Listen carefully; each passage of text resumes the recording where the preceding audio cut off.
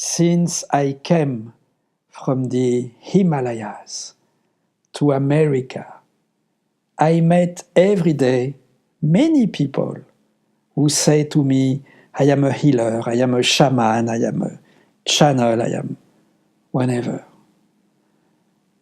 But it's very difficult to find authenticity in spirituality as we have in a monastic life. And one day in America, I met Christina Hill. She's an authentic channel. She channeled Athella. She's very authentic.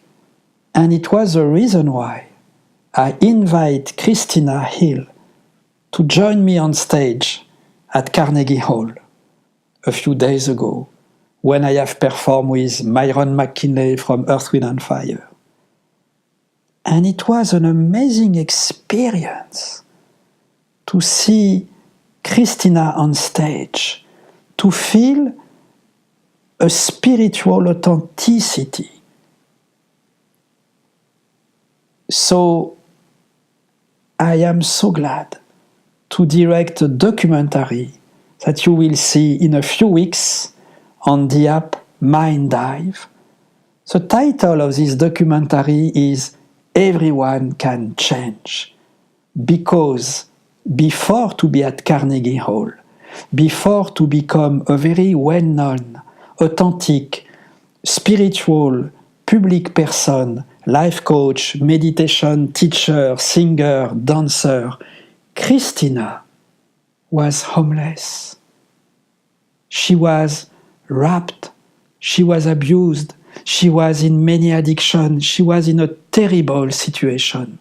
But with faith, with an amazing determination, she changed totally her life. And now she performed at Carnegie Hall. What an amazing story. What an amazing teaching. The teaching of the life that we will share together on this documentary with Christina Hill.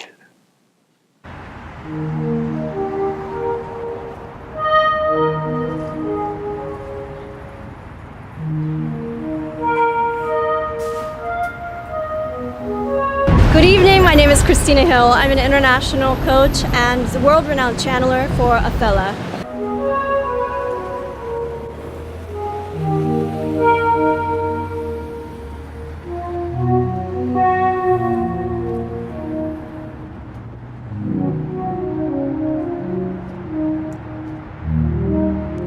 Here tonight, Carnegie Hall, to channel light energy with my friends who are here to provide a burst of light inside New York City.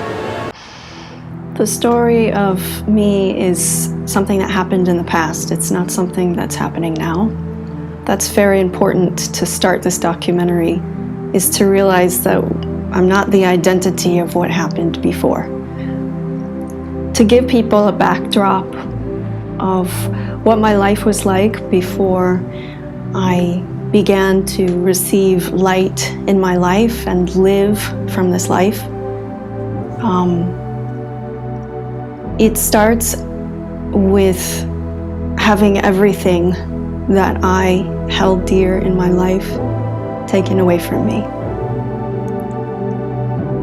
My life, before I had a profound spiritual event in 2015, was filled with drug addiction, addictions to multiple different kinds of heavy drugs, basically whatever I could get, and in combination with alcohol.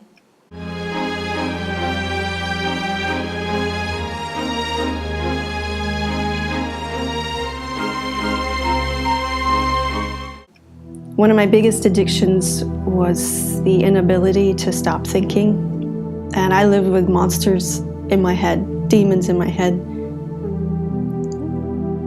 And through the addictions, I found other addictions outside of the drugs that were also a big high for me, and one of them was prostitution. Making my way through life and having a quick fix or a quick way to distract myself from what was going on inside my head.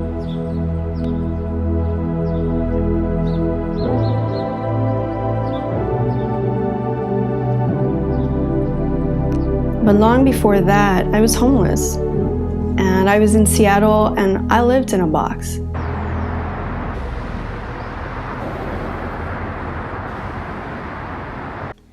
I lived with multiple boxes in different locations, and then I had a shopping cart, and I made my way through the city, not knowing what was going to happen to me. I didn't have any place to go. I didn't have any family that I could lean upon or call upon, as those were the same people that were supposed to take care of me as a child were abusive to me.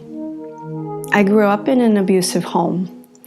I grew up hiding under the bed and was left in closets. I was left in a shopping mall and had to ask strangers to take me to my mommy and daddy, even though I didn't want to be with mommy and daddy. In my home when I grew up, there was one thing that was for certain, which was pain and love were going to be in the same experience. So I wanted the love, but I knew I had to get punishment in order to get that. Christmas time, for me, it was always a beating before we opened our presents, and I never knew why. I never understood why this was all going on. Even as a small child, 5 years old, I knew that the people around me were insane. And this insanity was hurt. They were hurt. They were traumatized. They were abused. And so naturally, their way, and they called it correction, was to beat me with different objects and to create this kind of system where the rewards or the love would come only after pain was experienced. And it didn't mean, for them it wasn't personal, it was just the way that their religion prescribed the parenting role.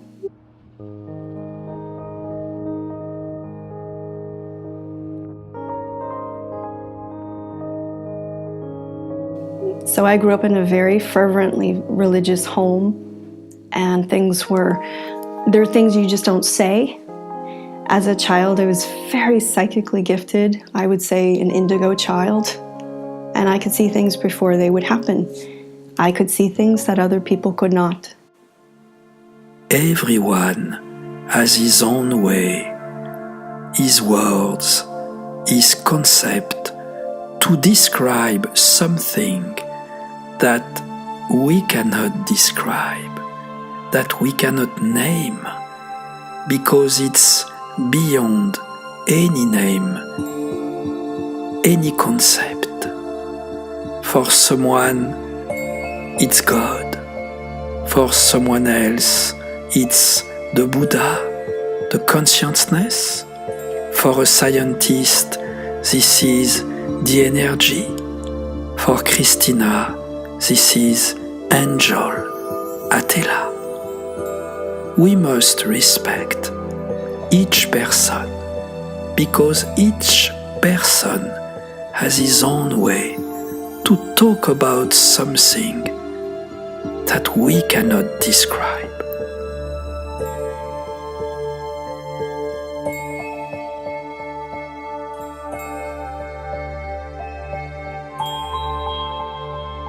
I heard voices, I heard things. I could see when people were ready to leave their body, in fact, and I tried to help several individuals, several adults, in the moment of their release out of their body. And through experiencing this as a child, of course, I'm curious and I'm a child, I'm going to say how I feel in these moments. I learned very quickly, though, that this was something that was considered damning. I was told that my gifts, my dreams, my visions, the things that I was seeing, even the angels, that these things were of the devil and that I was possessed.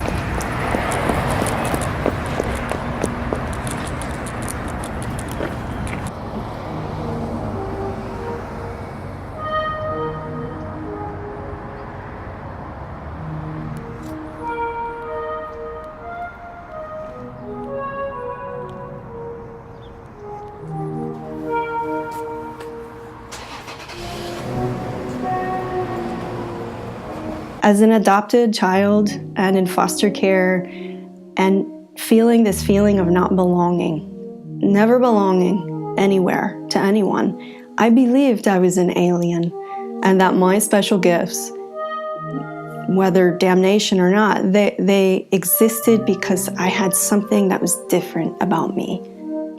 So as a child, I learned to hide my gifts to protect myself from greater punishments.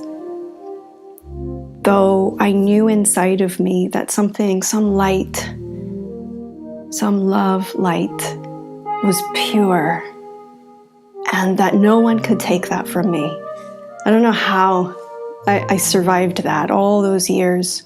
One of my siblings molested me for 10 plus years. And I never said anything to anyone.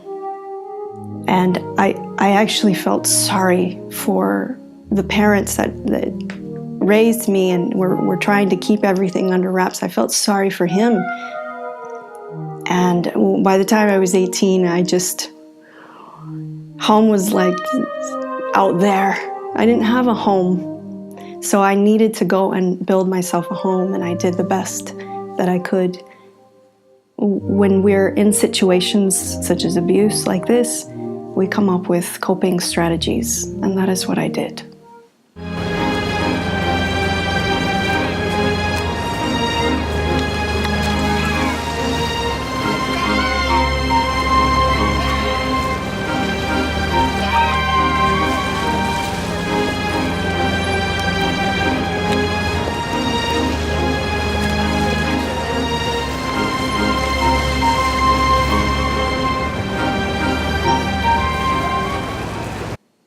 I landed in Mexico for the first time when I was 18.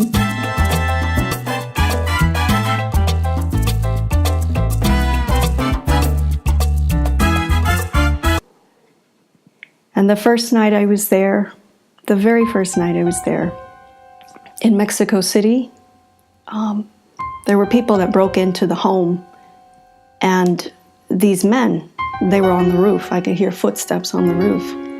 And I woke up to the sound of smashing windows, men on the roof, and a man was gripping my hair and held a gun to my head. And that was one moment I remember distinctly. Light. I felt and saw this light. And I was very peaceful.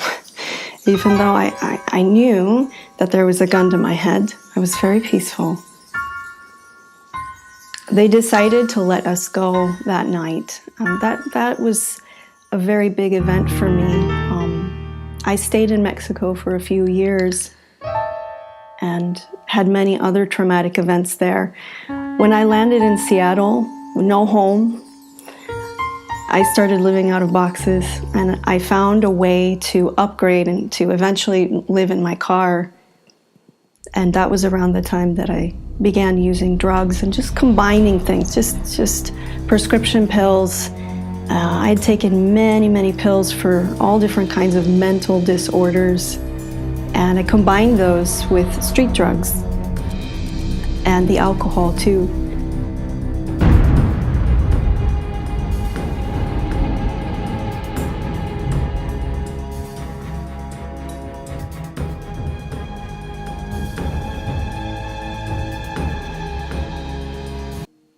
So this was all going on, and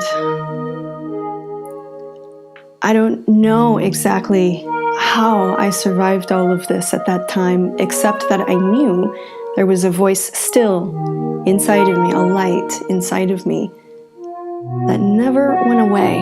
It never did.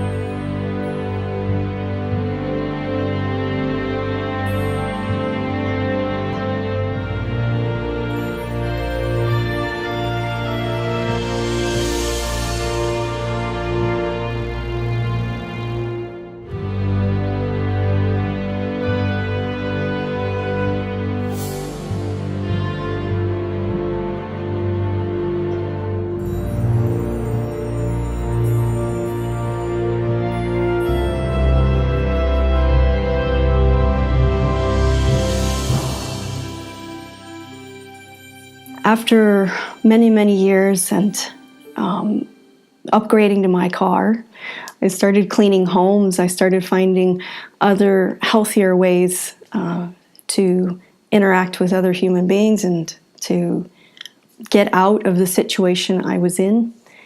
And I did find one book. I didn't have anything. I didn't have anybody. So I took a library card and I went to the library and I saw a book called The Power of Now. And it just stopped me. And I reached out, and I remember my life changed after I read that. And I started becoming aware of my surroundings more, even my own breath.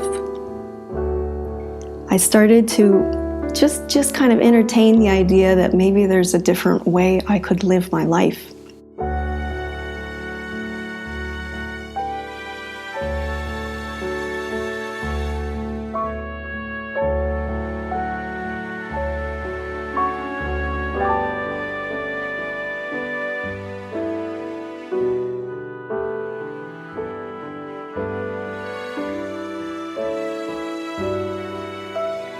As I began working through house cleaning, I met a lot of wealthy people in Seattle.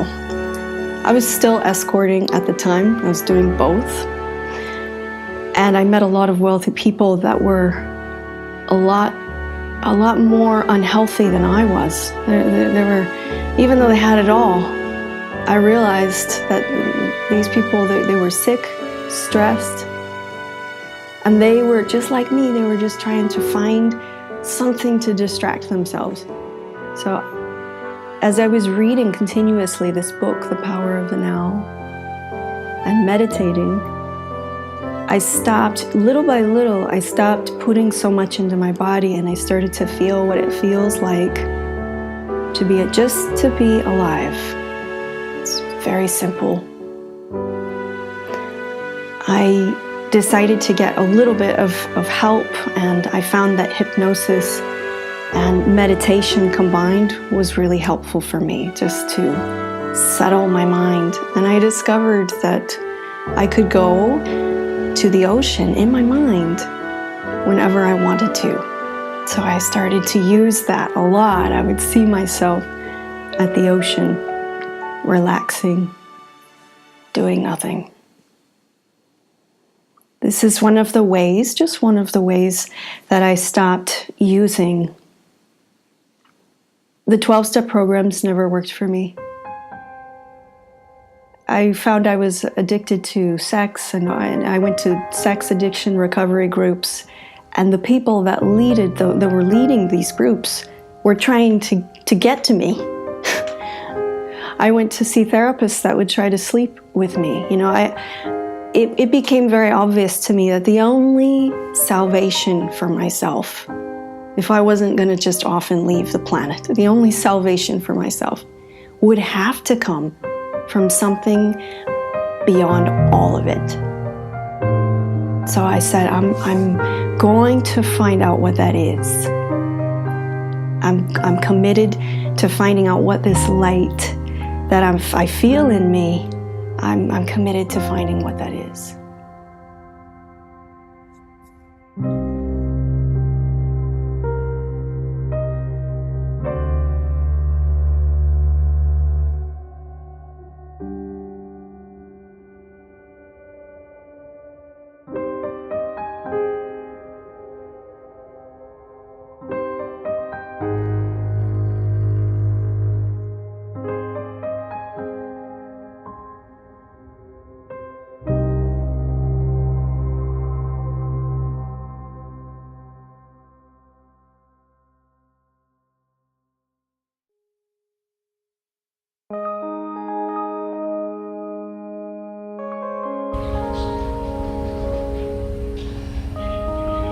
I feel peace sitting here, and I think the rest of you do as well.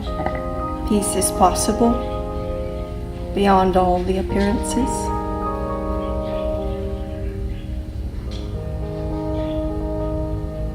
We just feel that.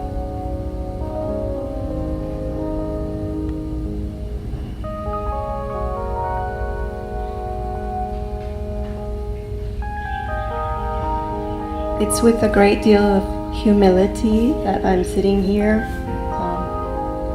I'm a nobody, just that through deep suffering, I woke up, and then with a library card, I was able to read some books. And I started to pay more attention to the here and now. And like colors and my own breath to become my best friend. I started counting my breath too. And I did that when I was being thrown into the trunk of a car in a foreign country, and I saw the trunk being closed down. And I started to count my breath. And even in that moment, I felt peace, just counting my breath. So for me, Michelle and I, we have very different backgrounds. I'm thankful for the suffering. It was my teacher. And I had the very fortunate opportunity of meeting some of the people that gang raped me, and twice, 2 different occasions. And I felt such deep forgiveness. And how is that possible?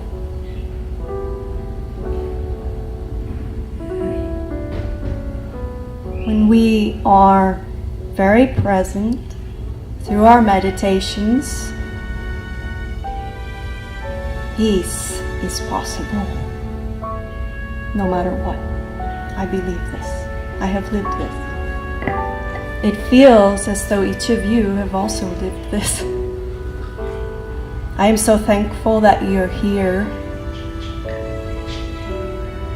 to come back to life and be.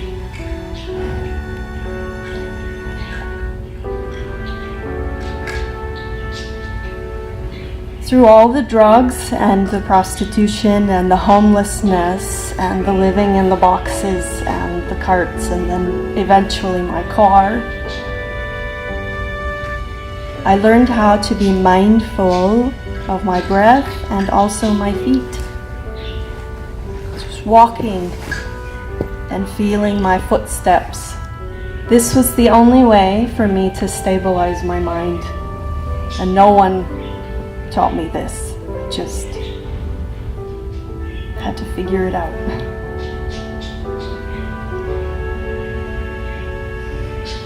I had special gifts when I was a child, and I could see things that other people could not. And the beatings and the abuse and being molested for many, many years after that, I learned to hide these gifts. And I did that very well for a while.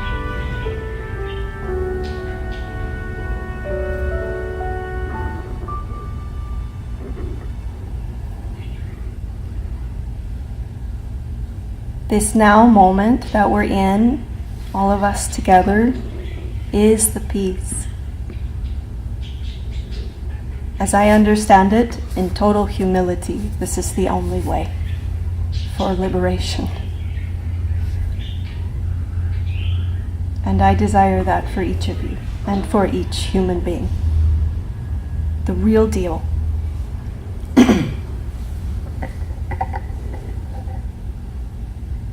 Thank you for allowing me to be here amongst you.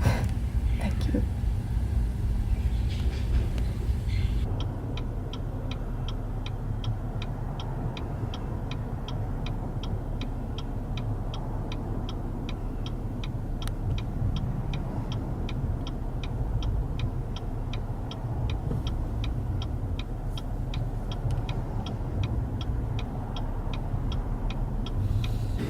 With your permission, I will begin passing an orange to each of you.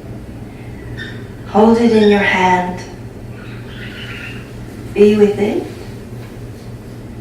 And feel the peace that naturally arises when you're just holding an orange and doing nothing else.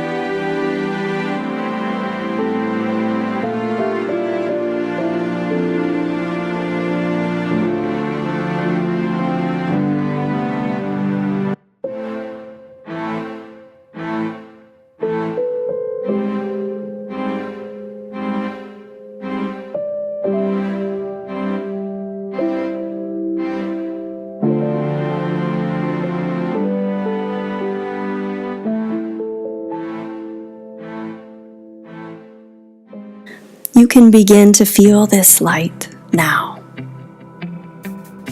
Get past your thoughts and feel this light.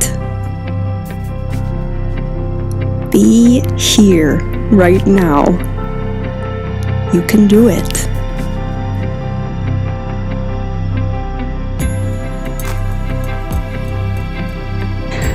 Since that time, now every day I spend most of my time coaching other people that are also wanting to bring this light into their lives. After I learned that I wasn't the sum total of my thoughts and that there was some presence guiding my life, something beyond my own mind and thinking, other people started to approach me for coaching so that they too could learn this and to feel and be this. So I coach celebrities, I coach people who have everything you could possibly buy, but the one thing that you can't buy is this light.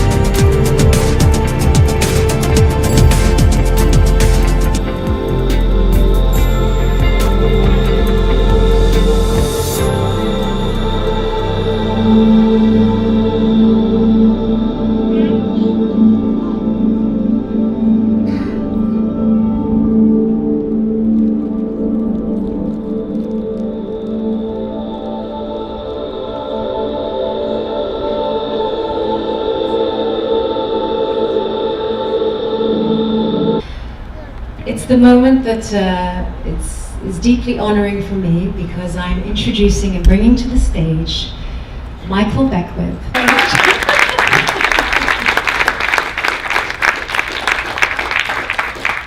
I would like to hear about the art of gratitude, and so I would love for you to share that with us. God bless you. Peace and blessings, everyone. Look around the room and just see who's with you. Smile at each other.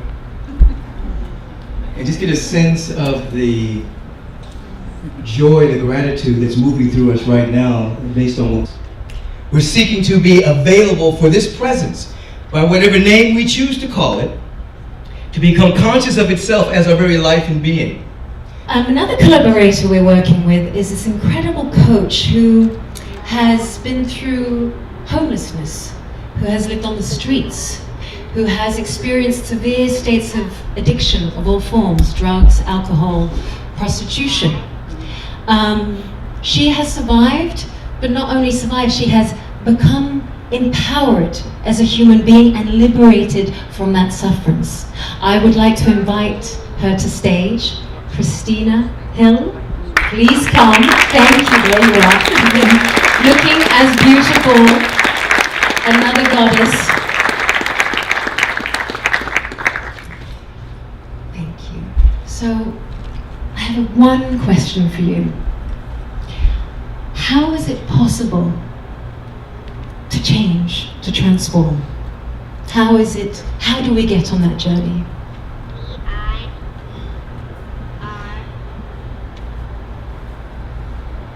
Anyone, everyone can change and does change. We do, all the time. It's through this app. If we had that app when I was on the street. Oh my goodness. So it's possible to change when we allow ourselves to step into this moment. It's very simple. Michelle and I were in a kayak at one of my retreats where the dolphins are wild and they come to our kayaks. That day they did not. Yes. And something that happened there was we were on the kayak, we were in this chop. And those waves we could see as our thoughts. Yes. And Michelle and I, we were silent in our rowing. And we were looking to the beyond. And he's correct. He said, this is exactly what it means to be.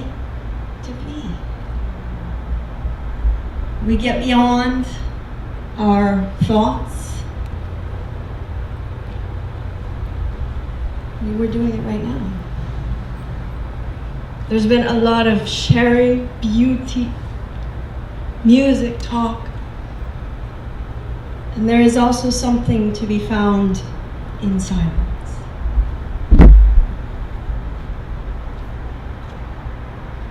Looking beyond the waves. This, by the way, the dolphins know too. So if we can experience, even just looking at a dolphin, it's the transference of that energy that we can feel, and it creates change. Anyone can change.